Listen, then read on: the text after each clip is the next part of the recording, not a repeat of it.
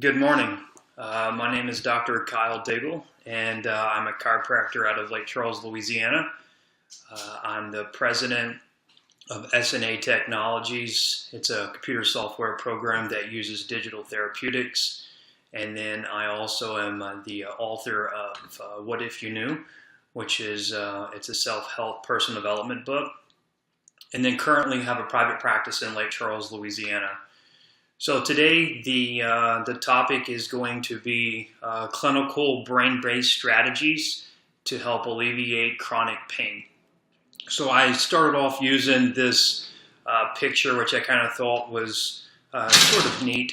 A lot of patients come and see us. They have a lot of chronic pain. They've been everywhere. They've taken pain pills. They've been to acupuncture. They've been to different chiropractors, done numerous rounds of physical therapy, numerous rounds of injections, and they still have pain. So I think when you get a chronic pain patient, you have to really evaluate what's truly going on. And today I'm going to give you a couple of strategies that we've found that have helped significantly improve our patients' pain outcomes. So it's going to be broken down into 4 sections today. First section, I'm going to go over diet and inflammation. Second is going to be eye movements, head positions, and even balance, posture. Third thing is going to be vibration therapy. And then fourth, we're looking at specific acupressure points.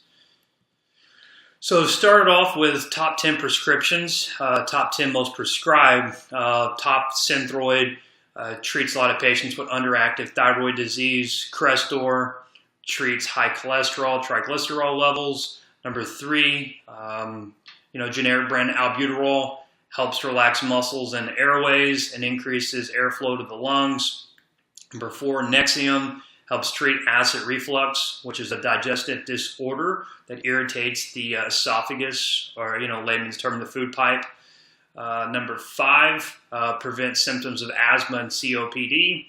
6, dealing with insulin, treating diabetic patients, helps manage blood sugar levels. Number 7, Vyvanse, used to treat ADHD, binge disorder, and a stimulant. Number 8, Lyrica. We see this a lot with treating nerve and muscle pain, a lot of patients with fibromyalgia. Number 9, Spiriva, which is a handihaler, can prevent bronchospasms caused by COPD. And then number 10, also used to treat diabetes. So if you look at these right here, these top 10 most prescribed medications, a lot of these you would see in typically patients with chronic disorders. Thyroid, for example, patients having issues regulating their hormones, their metabolism. You may see a female patient starts losing hair, her nails get a little brittle, she's really fatigued all the time, may even have some brain fog. And then when you're looking at Crestor, patients who have high levels of triglycerides and cholesterol, a lot of times you'll see this in a patient with a very poor diet. Patients don't exercise. And you get into like what happened to me when I was a child, patients who have asthma and have to walk around with albuterol pump. Nexium, treating acid reflux. And a lot of these things the question is why are these patients on these medications? Why have they been on them for such a long duration or a chronic duration? And I think when you get to the root of the problem, there's something that's typically missing. And we'll go into the next few sections about how powerful diet is. But, our patients just simply don't eat the right foods. And then you get down into Vyvanse using a stimulant. I've seen a lot of cases with RSD, which is called regional sympathetic dystrophy, or even the more advanced stage complex regional pain syndrome. And what I found is a lot of these patients took a precursor to this thing, which was a stimulant, typically Adderall, Vyvanse. And what those things do is can possibly attenuate your pain pathways. So let's just say that, you rolled an ankle and then all of a sudden you had this medication. And what happens since it's a stimulant, the brain just starts focusing on that one condition, and it can attenuate your pain pathways, and it could eventually possibly lead into something called RSD or CPRSD, which is something you really don't want to have. And then with diabetes, I think patients, they get diagnosed diabetic and no one really sits down and says, hey, you really need to watch what you eat. You need to start exercising, moving, because, if you have excess amounts of glucose, that stuff can really become a nerve irritant. So this is just a little brief information over the top 10 prescription drugs. And then let's get into this section here. What is pain? So pain is a feeling triggered in the nervous system. Pain may be sharp, it may be dull, burning, achy.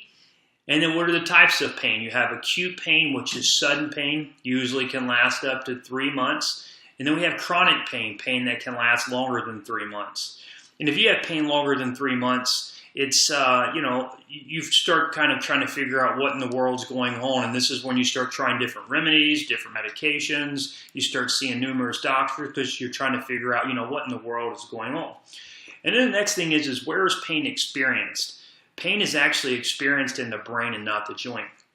I get a lot of diabetic patients who've had phantom limb pain and they still think that their foot hurts. They had neuropathy for years and then they had some sort of wound because they had poor circulation to their lower extremities, and then they had to get this thing amputated, and still to this day they're thinking, hey, you know what, doc, my right toe still hurts, or I still feel that burning pins and needle on my foot. But your foot's no longer there. And it's because pain's experienced in the brain. So when you're looking at this stuff, a lot of times doctors, if they've treated a lot of patients and they really haven't had a successful treatment regimen, eventually they start just telling them, hey, the pain's in your head. And truthfully, the pain is in the head, but we have to figure out how to actually resolve that and actually get this stuff properly managed. And that's what I hope today that you may learn from what I'm going to teach you. So when someone comes and sees me, I typically see them, and a lot of time in their last stage where they've been through 40, 50 different doctors, they show up with a tackle box full of medications, and a lot of times they're sometimes even suicidal, and they're like, you're my last resort. And I typically look at them like this, your brain's inflamed, your brain is on fire, and we have to figure out how in the world can we resolve that. So I go through this one approach right here, and just kind of with the knowledge of knowing the standard American diet, that 95% of all chronic diseases typically are due to poor food choices, toxic ingredients, nutritional deficiencies, and lack of physical exercise. And if you look at some of these right here, diabetes, strokes, obesity, cancer, arthritis, irritable bowel syndrome, autoimmune diseases, celiac, Crohn's, fibromyalgia, multiple sclerosis, these things typically don't just pop up. That, for example, a stroke, a lot of times these people have been having issues for a long duration. Their cholesterol's been high, their blood pressure's been high, no one's truthfully managed it the correct way, or maybe someone has some sort of irritable bowel syndrome, and they're constantly having abdominal discomfort, and then they start having memory issues, then they start getting joint pain, now their legs start hurting, then they start getting dizzy, and eventually they get diagnosed with multiple sclerosis. And I think that diet is not necessarily truly, looked at as possibly the contributing factor that's causing these diseases to kind of prevail. In our clinic here, I think that most of our patients, sometimes they don't like what I have to say, but I do speak the truth, and I do feel that the standard American diet is a huge contributor to our current problems in our healthcare model. So let's look at this. On the left side of the screen, you see a healthy status. So this is basically when you have a healthy brain, you have a healthy central nervous system, which is basically your brain and your spinal cord. And you see below it says normal gut physiology. And if you look down below that, it says physiological levels of inflammatory cells, normal gut microbiota. This is someone who's got a really good, healthy gut. They eat clean. They probably take a couple of multivitamins here and there, maybe even a probiotic. But if you look at this, you see a healthy gut, healthy brain. And on the right side of the screen, you see stress and disease. You see alterations in behavior, cognition, emotion, and nociception. Nociception is pain. And then we look below that and we see abnormal gut function. And then below that says increased levels of inflammatory cells, intestinal dysbiosis. There's this big thing out there called SIBO, dysbiosis. And what we're finding out is that patients that have an abnormal amount of bacteria, bad bacteria in their stomach or their intestines, typically can actually have pain. They could possibly have behavior issues. They could have cognition issues, and can even have different issues with different types of pain. So when we look at this thing, I look at the slide and I think to myself, and I tell my patients all the time, food is just as powerful, in my opinion, as it can be as medicine. Same thing as supplements. It all goes to the same place. So you have a migraine headache, you take a pain pill, your headache goes away. You have, joint pain in your knee, you take an Advil or Tylenol, and then your pain kind of slightly resides. Or possibly even you have some sort of post-surgical rehab, you're taking medications, and then eventually you might have constipation. And, the pain possibly still there. But it's just because when what you eat, your medicine, it all goes to this one place, and it can actually alter the brain function. So I'm a huge fan of having a healthy gut, healthy diet. I feel that it can have a huge positive contribution to improving your pain scores. Okay, I tell my patients I'd like for them to start reading the food labels, and I do have 7 ingredients that I do recommend my patients stay away from. Number 1, high fructose corn syrup. Number 2, trans fat. 3, artificial flavors. 4, MSG. 5, artificial colorings. 6, artificial sweeteners. And then 7, preservatives. And let me kind of go over a little bit about why. So high fructose corn syrup has one of the highest glycemic index. So if you're a diabetic patient, you definitely want to stay away from that. I live in Southwest Louisiana, so a lot of my patients eat fried food. They also have diabetes, high blood pressure, cancer goes through the roof down here. And a lot of patients have chronic pain. And in my opinion, I think that it's possibly due to the contribution of this diet that we eat. So I do recommend reducing your trans fat, watching your fat intake, artificial flavorings. You have all these kids with ADHD, hyperactivity. I think that artificial flavorings do have a contributing factor to causing this. MSG, again, could possibly alter some of your pain pathways. So these 7 foods, these are a no-go in my clinic. If you come see me, this is one of the things I tell my patients, look, start reading food labels and just try and avoid these 7 foods. Before I go back in, there's a couple of diets. People always ask me, what kind of diet do you recommend? I'm a huge fan of the paleo diet. So meat, fruit, vegetables, little to no grain. Gluten and dairy-free diets are something that, most of all my chronic pain patients, I do put them all on those diets. So paleo diet, gluten, dairy-free diet works awesome. There is one thing that I also do recommend from a nutritional standpoint. Turmeric. Turmeric's a natural anti-inflammatory. I do love fish oil. Fish oil also can help out dampen an inflammation. Inflammation can create stress. Stress can create pain. So let's move on to the next thing, relax in stressful situations. So on the left side, you have this thing called the parasympathetic, and on the right, you have your sympathetic. So if you're in pain, typically you're going to be on the right side. So you're going to see the sympathetic. You're basically, you're stressed out. On the left side, you're relaxed. But let's come down here and look right here where it says stimulates salivary flow. So actually you start getting, your mouth is typically kind of watered. You see some sort of food meal that you like, and what happens is your body produces saliva so you can break down your food. And then you come down here, and it says stimulates stomach motility and secretions and stimulates the pancreas. So your stomach produces this stuff called hydrochloric acid, and the hydrochloric acid helps break your food down, and then it sends a signal to your pancreas, and it says, hey, I need some enzymes to help me break this food down.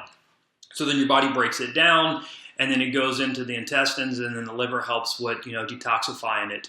So this is what you want to be in, and on the right side is what you don't want to, you don't want to be in on a consistent basis, which most Americans are. So we see a lot of patients who have pain and they don't have any sort of saliva in their mouth. They have dry mouth, dry eyes, they're typically constipated, and that's not good. So, eating specific foods can also help out with, taking some stress off of this intestinal system to make sure that you're digesting properly.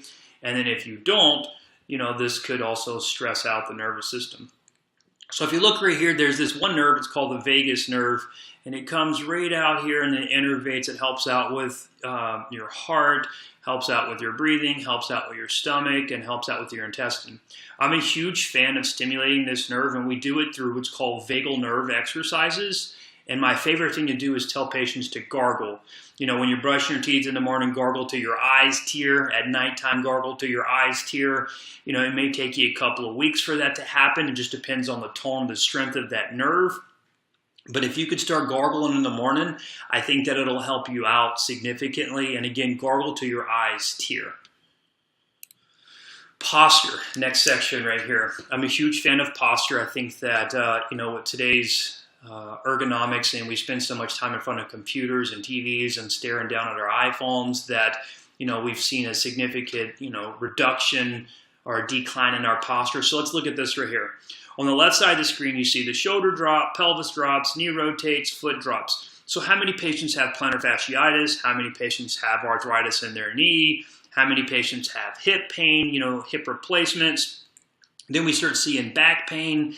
Then we start seeing shoulder pain, knee pain, disc herniation, carpal tunnel, all of these things, because this system right here, the center of gravity, this frame has been altered. So imagine walking all day long in this imbalanced frame right here. So a lot of patients could have plantar fasciitis. We start seeing degeneration in the middle side of the knee. We start seeing degeneration in the hip, maybe even get some IT band pain right here. Now we start seeing herniated disc or more arthritic conditions in the back. And then, now we start waking up early in the morning with numbness and tingling in our hands, or maybe even we start getting cramps when we're writing. My personal opinion, I think it's because of this system right here, the skeletal system has been altered due to chronic stress, meaning chronic imbalances in these muscles. The muscles on the right side of the body aren't as strong as the muscles in the left. Maybe it's because we use these more than the other, but muscles are what anchor this frame. And when these muscles get imbalanced, my opinion that it creates additional stress. And on the right side of the screen down here, we see a balanced frame. And imagine walking like this. You don't have as much pressure on the ankles and the foot, as well as the knees and the hips and the shoulders and the neck. This is optimally what someone wants to have. On the left side of the screen, this is not. So, there's different patients who possibly get out there and use orthotics. Orthotics can help out. I don't think that they're the possible answer, but orthotics can, possibly help balance the frame out. But the answer the question is why in the world am I imbalanced? And I think that you're going to see in the next slide, it possibly can be to a contributor of different inputs. Balance. In order to get true balance right over here on the right side, we need three things. So we need input. Sensory means input. So we need input from this word right here called the vestibular, which are these canals in your ear. We get, sight, and then proprioceptive. This is, stimulation from your muscles, your joints, and your ligaments. Excuse me. So all three of these have a contributing factor to regulating your posture, your movement, and your balance. So I work in a nursing home quite a bit, and when I go in there, all my patients, their chin is sitting directly on their chin. And I'm like, man, and these patients are complaining about they have back pain. And, I think part of it is because their posture. So there's this canal, which you'll see in the next slide or slides, that this canal can actually have a contributing factor. So I'm a huge fan of eye movements. I'm a huge fan of head positions. I'm a huge fan of exercise. I think that people need to get out there and start moving. Motion, in my opinion, is life. When you're not moving, you're being sedentary. And in my opinion, you start degenerating. You kind of contribute to more pain. So if you want to have good balance, we need to start moving our heads. We need to start moving our eyes. We need to get our muscles stimulated. And all these things right here contribute to balance. What's also really neat too is that when you have better balance, you can have better memory. And when you have better balance, you're going to have less pain. So head positions and eye movements. Up here, these are nerves in your eye. These are these little canals in your ear. They fire into this one area in the brain that contribute to your posture and your balance. And let's look at this. Here's your eyes, or your nerves to your eye, and we look down here, controls your posture at all levels. And then you have your posture in your eye. So, I work with a lot of patients with Parkinson's disease, and I notice that, they can't truly look up very well with their eyes, but they also have lost their posture, their heads directly in front of their chin. And it's because when you lose this thing, you can actually lose the contributing factor, the stability of your posture. Okay. What I also find too is patients may have some issues with their balancing coordination or even vertigo. Mrs. Jones may go to get her hair done and she tilts her head back, and then when she comes up, maybe she starts getting a nystagmus. Her eyes can start moving or feel a little off, and it's because the fluid doesn't properly move around through this right here. So in our clinic, one way that we really work on, alleviating pain is we really work on improving someone's balance. And if we improve their balance, we improve their posture. If we improve their posture, then we take a lot of pressure off the joints and the ligaments and even the disc. in the nerves, so patients get out of pain a little faster. Next thing right here is I'm a huge fan of vibration therapy. If you haven't used vibration therapy, highly recommend looking into it. There's different types of platforms out there. There's handheld vibration. There's platforms that you can stand on. But what is vibration? Vibration actually improves bone mass, improves muscle strength, improves your balance, improves your posture, and it can even help out with patients who have fractures. So vibration may enhance effects of both exercise as well as pharmacologics. What I have found in my practice, I use different type of vibration. I use the handheld. I have a vibration where you stand on a platform. I have one where you sit on, maybe we might sit and spin someone. But between 28 and 31 hertz has actually improved patients' pain. So let's say someone has neuropathy, they have burning pins and needle pain on their feet. What I'll have the patient do is sit down in front of this vibe plate or this platform, and it vibrates. I'll turn 28, 30 hertz, so it'll stimulate their foot, increase circulation, increase motion to that foot, and then maybe you might have them do a series of eye movements. Maybe look up, look left, look right, turn their head left, do different eye movements. And so what I do is I get the eyes moving, I get the head moving, and then I'll also stimulate their feet. Or I'll also maybe even might use some form of like virtual reality where I'll put some headsets, some goggles on, because visual distraction could also help out with alleviating pain. And I'll have the person maybe go to a scenery like the Northern Lights, or maybe playing a video game to where their eyes are moving, they're turning their head left and right, tilting their head while we're stimulating the area of pain. And we found that by doing that, it significantly helps out improving range of motion. It helps out with stability of an area that's having issues. So vibration therapy, I'm a huge fan of it. I think that it could possibly help you out. The next thing here is the acupressure system or acupuncture. I use acupressure. So on the left corner is this thing called Shin Min. So if you do have some sort of vibration area, you can vibrate the area of pain and you can touch Shin Min. You can take a little pin light laser. You can laser that as well.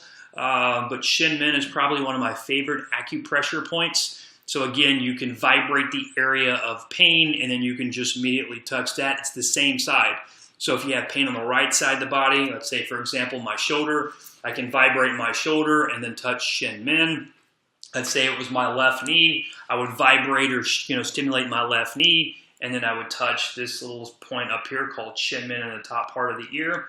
The next point I like to use is called stomach 36, so it's kind of on the outside of the leg, the lower leg.